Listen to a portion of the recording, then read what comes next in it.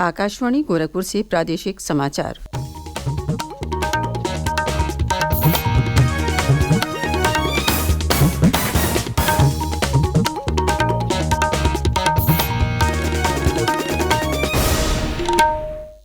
नमस्कार। समाचार बुलेटिन के साथ मैं सुषमा श्रीवास्तव। पहले मुख्य समाचार। प्रधानमंत्री नरेंद्र मोदी ने राज्यसभा में राष्ट्रपति के अभिभाषण पर धन्यवाद प्रस्ताव का दिया जवाब।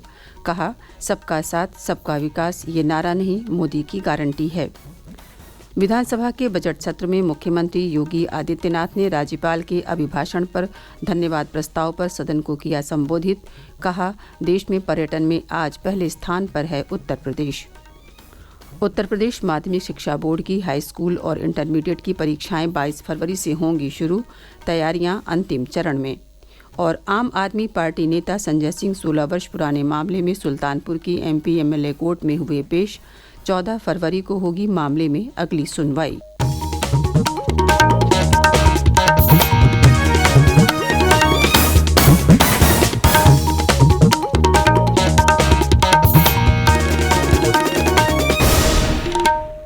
और अब समाचार विस्तार से। प्रधानमंत्री नरेंद्र मोदी ने कल राज्यसभा में राष्ट्रपति के अभिभाषण पर धन्यवाद प्रस्ताव का जवाब दिया। इस दौरान प्रधानमंत्री ने कहा कि राष्ट्रपति द्रौपदी मुर्मू ने अपने संबोधन में भारत की क्षमता, ताकत और उज्ज्वल भविष्य के बारे में बात की। उन्होंने अपने अभिभाषण में भारत के लोगों के सामर्थ्य को बहुत ही शानदार तरीके से प्रस्तुत किया। प्रधानमंत्री ने कहा कि राष्ट्रपति ने अपने अभिभाषण में 4 सबसे बड़ी जातियों, युवा, नारी, गरीब और हमारे अन्नदाता के बारे में हम सबको संबोधित करते हुए कहा कि इन 4 स्तंभों को मजबूत करिए, देश विकसित भारत बनने की दिशा में तेजी से आगे बढ़ेगा। राष्ट्रपति जी ने अपने अभिभाषण में इस 4 सबसे बड़ी जातियों के विषय में हम सबको संबोधित किया था। युवा, नारी, गरीब और हमारे अन्नदाता। हम जानते हैं इनकी समस्याएं ज्यादातर एक समान है, उनके सपने भी एक समान है और उसके समाधान अगर करने हैं तो थोड़ा 19-20 का फर्क पड़ेगा, लेकिन इन चारों वर्गों के समाधान के रास्ते भी एक ही हैं और इसलिए उन्होंने बहुत ही उपयुक्त रूप से राष्ट्र का मार्गदर्शन किया है कि इन 4 स्तंभों को मजबूत करिए, देश विकसित भारत की तरफ तेज गति से आगे बढ़ेगा। प्रधानमंत्री ने कहा कि सबका साथ सबका विकास ये नारा नहीं है, ये मोदी की गारंटी है। उन्होंने कहा कि हमारे 10 वर्ष के कार्यकाल में भारत शीर्ष 5 अर्थव्यवस्थाओं में से एक रहा है। प्रधानमंत्री ने कहा कि पिछले 10 वर्षों में पिछड़े वर्गों के छात्रों को दी जा रही स्कॉलरशिप में वृद्धि हुई है। प्रदेश विधानसभा सत्र की कार्यवाही के 5वें दिन कल सदन में राज्यपाल के अभिभाषण पर चर्चा हुई। विधानसभा में मुख्यमंत्री योगी आदित्यनाथ ने अभिभाषण पर धन्यवाद प्रस्ताव के दौरान सदन को संबोधित किया।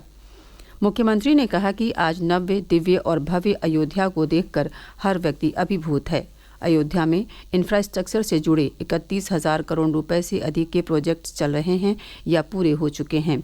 आज हमसे पूरा भारत एक नई अपेक्षा रखता है और उस नई अपेक्षा के साथ आज अयोध्या आप सभी को प्रभु के दर्शन करने के लिए आमंत्रित करती है। उन्होंने कहा कि अयोध्या देश के टूरिस्ट डेस्टिनेशन के साथ साथ दुनिया की सांस्कृतिक राजधानी बनने की ओर अग्रसर है। आज अयोध्या में इंटरनेशनल एयरपोर्ट है। आज अयोध्या में इंटरनेशनल एयरपोर्ट है। 14 से 15 फ्लाइट अयोध्या से देश के अंदर अलग अलग स्थानों पर जा रही है। ये अयोध्या में प्रारंभ हुआ है। जो अयोध्या को पहले छूना नहीं चाहते थे, आज अयोध्या इंटरनेशनल एयरपोर्ट देने वाला देश का एक प्रमुख राज्य और देश के 4 इंटरनेशनल एयरपोर्ट के साथ उत्तर प्रदेश अपने 9 एयरपोर्ट को क्रियाशील कर चुका है और 10 और को हम क्रियाशील करने जा रहे हैं। मुख्यमंत्री ने कहा कि लगभग 6.5 करोड़ श्रद्धालुओं ने अकेले काशी में बाबा विश्वनाथ के दर्शन किए हैं। वहीं मथुरा वृंदावन में 6 करोड़ से अधिक लोगों ने दर्शन किए। उन्होंने कहा कि उत्तर प्रदेश आज देश में टूरिज्म में नंबर 1 पर है। 17 के पहले जो उत्तर प्रदेश टूरिज्म में देश के अंदर कहीं नहीं था, आज वह नंबर 1 पर है। केवल टूरिज्म का विकास नहीं है, लाखों नौजवानों के लिए एक नौकरी और रोजगार की संभावनाओं को विकसित करने वाला क्षेत्र सर्विस सेक्टर है। इसमें अलग अलग लोगों को तमाम प्रकार की नौकरियां और रोजगार के अवसर भी उपलब्ध हो रहे हैं। उत्तर प्रदेश की इकोनॉमी में इसके माध्यम से बढ़ोतरी हो रही है और उत्तर प्रदेश ने इस कार्य को आगे बढ़ाने का काम किया है। आज उसी का परिणाम है कि उत्तर प्रदेश ने जो सुशासन के लक्ष्यों को प्राप्त करने का प्रयास किया है, अभिभाषण में उसका भी उल्लेख महामहिम राज्यपाल जी ने किया है। मुख्यमंत्री ने कहा कि आज उत्तर प्रदेश प्रगति कर रहा है। ईज ऑफ डूइंग बिजनेस, निवेश मित्र पोर्टल और सिंगल विंडो सिस्टम के साथ साथ प्रदेश की इन्वेस्टमेंट फ्रेंडली पॉलिसी के चलते आज हर निवेशक उत्तर प्रदेश आना चाहता है, क्योंकि हमारी नीतियां पारदर्शी हैं। उन्होंने कहा कि 2025 के प्रयागराज कुंभ के लिए हमारी सरकार सुविधाएं बढ़ाने जा रही है। इससे पहले नेता प्रतिपक्ष अखिलेश यादव ने कहा कि राज्यपाल का बजट अभिभाषण सच्चाई से काफ़ी दूर है। उन्होंने कहा कि सरकार अब तक अपने कार्यकाल में प्रदेश को $1 ट्रिलियन इकोनॉमी बनाने के टारगेट को पूरा नहीं कर पाई है। साथ ही सरकार प्रदेश में निवेश के दावों को बढ़ा चढ़ा कर बता रही है। उधर विधान परिषद में समाजवादी पार्टी ने सरकार पर किसानों की आय दोगुनी न होने का मुद्दा उठाते हुए सदन से वॉकआउट किया। प्रादेशिक समाचार आप आकाशवाणी गोरखपुर से सुन रहे हैं। ये समाचार बुलेटिन हमारे YouTube channel AIR news Gorakhpur और एक्स हैंडल AIR न्यूज़_GKP पर भी उपलब्ध है। उत्तर प्रदेश माध्यमिक शिक्षा परिषद की हाई स्कूल और इंटरमीडिएट की परीक्षाएं 22 फरवरी से शुरू होंगी। बोर्ड परीक्षाओं को लेकर जनपदों में तैयारियां अंतिम चरण में हैं। पीलीभीत में यूपी बोर्ड की परीक्षा के लिए प्रवेश पत्र जिला विद्यालय निरीक्षक कार्यालय को प्राप्त हो गए हैं। मिलान कराने के बाद इन्हें सभी कॉलेज को उपलब्ध कराया जाएगा। जिला विद्यालय निरीक्षक गिरजेश कुमार चौधरी ने बताया कि इस बार जिले में 44,780 परीक्षार्थी पंजीकृत हैं, जिनमें से हाई स्कूल के 24,970 और इंटरमीडिएट के 19,810 परीक्षार्थी परीक्षा देंगे।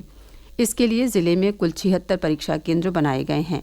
मेरठ में यूपी बोर्ड की परीक्षाएं 102 परीक्षा केंद्रों पर होंगी। इसके लिए परीक्षा केंद्रों को 9 जोन और 21 सेक्टरों में बांटा गया है। आम आदमी पार्टी नेता और राज्यसभा सांसद संजय सिंह कल लगभग 1.5 दशक पुराने मामले में सुल्तानपुर की MP MLA कोर्ट में पेश हुए और अपने बयान दर्ज कराए। सांसद संजय सिंह सुल्तानपुर में बसपा सरकार की नीतियों के खिलाफ 2008 में समाजवादी पार्टी के डेरा डालो घेरा डालो प्रदर्शन के बाद हुए मुकदमे में आरोपी हैं। अब कोर्ट ने इस मुकदमे की सुनवाई के लिए 14 फरवरी की तारीख तय की है। दिल्ली शराब घोटाले में तिहाड़ जेल में निरुद्ध सांसद संजय सिंह को लेकर दिल्ली पुलिस कड़ी सुरक्षा घेरे में सद्भावना एक्सप्रेस से सुल्तानपुर स्टेशन पहुंची, जहां से कड़ी सुरक्षा व्यवस्था के बीच उन्हें जिला सत्र न्यायालय सुल्तानपुर लाया गया। MP MLA कोर्ट के न्यायाधीश योगेश यादव की कोर्ट में सांसद संजय सिंह ने अपने बयान दर्ज कराए। इस दौरान पूरे दीवानी न्यायालय परिसर में सुरक्षा के कड़े इंतजाम किए गए थे। समाजवादी पार्टी के महासचिव शिवपाल यादव ने राष्ट्रीय लोकदल के विपक्षी गठबंधन तोड़कर भारतीय जनता पार्टी में शामिल होने की बात को अफवाह बताया है। विधानसभा सत्र की कार्यवाही शुरू होने से पहले मीडिया से बात करते हुए शिवपाल यादव ने कहा कि मैं जयंत चौधरी को अच्छे से जानता हूं और वो कहीं नहीं जा रहे हैं। वहीं श्री रामलला के दर्शन के सवाल पर उन्होंने कहा कि 11 फरवरी को हम लोग अयोध्या नहीं जाएंगे, हम लोग बाद में रामलला के दर्शन करेंगे। सरकार राष्ट्रीय राजमार्गों पर उपग्रह आधारित GPS टोल संग्रह प्रणाली लागू करने के लिए तैयार है। राज्यसभा में प्रश्नकाल के दौरान पूरक प्रश्न के उत्तर में सड़क परिवहन और राजमार्ग मंत्री नितिन गडकरी ने कहा कि इस वर्ष लोकसभा चुनाव से पहले ये प्रणाली लागू की जाएगी। उन्होंने कहा कि नई प्रणाली के तहत वाहन नंबर प्लेट की पहचान के साथ ही टोल सीधे बैंक खातों से कट जाएगा। श्री गडकरी ने कहा कि नई टोल संग्रह प्रणाली से मौजूदा टोल प्लाजा हटाने और राष्ट्रीय राजमार्गों पर यात्रा सुगम बनाने में सहायता मिलेगी। बलिया जिले में ऊर्जा और पर्यावरण संरक्षण को लेकर कल सोलारिस 2024 नाम से अंतर्राष्ट्रीय सम्मेलन का शुभारंभ हुआ। 3 दिवसीय सम्मेलन के उद्घाटन सत्र में शिक्षाविद और पर्यावरणविद शामिल हुए। सम्मेलन का उद्देश्य ऊर्जा और पर्यावरण के अंतर संबंध की जानकारी देना है। और अब अंत में मुख्य समाचार एक बार फिर। प्रधानमंत्री नरेंद्र मोदी ने राज्यसभा में राष्ट्रपति के अभिभाषण पर धन्यवाद प्रस्ताव का दिया जवाब। कहा, सबका साथ सबका विकास ये नारा नहीं, मोदी की गारंटी है। विधानसभा के बजट सत्र में मुख्यमंत्री योगी आदित्यनाथ ने राज्यपाल के अभिभाषण पर धन्यवाद प्रस्ताव पर सदन को किया संबोधित। कहा, देश में पर्यटन में आज पहले स्थान पर है उत्तर प्रदेश। उत्तर प्रदेश माध्यमिक शिक्षा बोर्ड की हाई स्कूल और इंटरमीडिएट की परीक्षाएं 22 फरवरी से होंगी शुरू। तैयारियां अंतिम चरण में। और आम आदमी पार्टी नेता संजय सिंह 16 वर्ष पुराने मामले में सुल्तानपुर की एमपी एमएलए कोर्ट में हुए पेश। 14 फरवरी को होगी मामले में अगली सुनवाई। इसी के साथ प्रादेशिक समाचारों का ये बुलेटिन समाप्त हुआ। नमस्कार।